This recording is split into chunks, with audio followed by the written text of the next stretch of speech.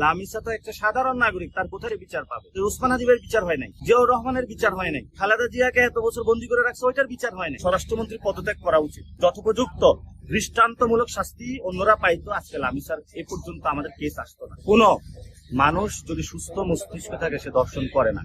সমাজে অসুস্থ সমাজ আমাদের হয়ে গিয়েছে, বিকৃত মস্তিষ্ক, এবং যেভাবে হলো তার লাশটা হলো তারা সাইজ করলো, এটা কোনো সুস্থ মস্তিষ্ক মানুষ এটা করতে পারে না। এবং এটার সাথে তাদের দেখা গেছে ফ্যামিলির পাশের ফ্ল্যাটের মানুষ হলো জড়িত। এটা হলো আমাদের নৈতিকতার শিক্ষা থেকে শুরু করে যদি এটা আমরা ডেভেলপ করতে পারি, শক্তিশালী বিচার হয়, তাহলে এটা হবে। যেমন দর্শনের যে বিচারটা, এটা নিয়ে কনক্রিট পজিশনে সরকার এখন আসে না। আমরা প্রপোজাল করেছিলাম যে 90 দিনের মধ্যে এটা দ্রুত গতিতে বিচার প্রক্রিয়া নিয়ে দিতে হবে, সরকার কিন্তু এটা সেটা করে নাই। এখন স্বরাষ্ট্রমন্ত্রী এটাতে ওই ফ্যামিলির সাথে একটু দেখা করা প্রয়োজন, এবং সেটা নিয়ে আজকে তাদেরকে ঘোষণা দেওয়া দরকার যে আমরা হলো ধর্ষণের সর্বোচ্চ বিচার বাংলাদেশে নিশ্চিত করবো ইনশাআল্লাহ।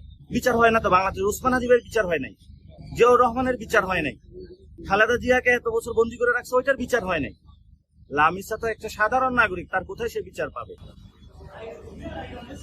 সরকার তো ব্যস্ত আছে কার্ড নিয়ে, এদিকে ধর্ষণ, খুন, রাহাজানি, মারামারি, ডাকাতি।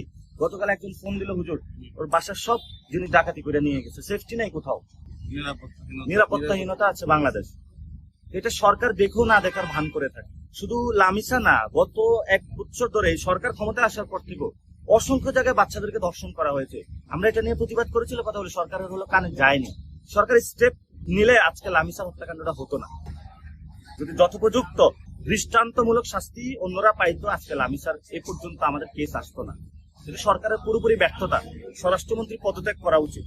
সালাউদ্দিন সাহেব, মাননীয় স্বরাষ্ট্র যিনি মন্ত্রী আছেন, উনি রাষ্ট্রের নাগরিকদের নিরাপত্তা দিতে ব্যর্থ, সীমান্তে নিরাপত্তা দিতে ব্যর্থ, জনগণের যে অধিকার আছে সেটা প্রোভাইড করতে ব্যর্থ। সেই জন্য হলো তার চান্দাবাজ যারা আছে, সন্ত্রাসী দখলদার, এদেরকে ধরতে ব্যর্থ। এই জন্য ওনার হলো পদত্যাগ করা উচিত।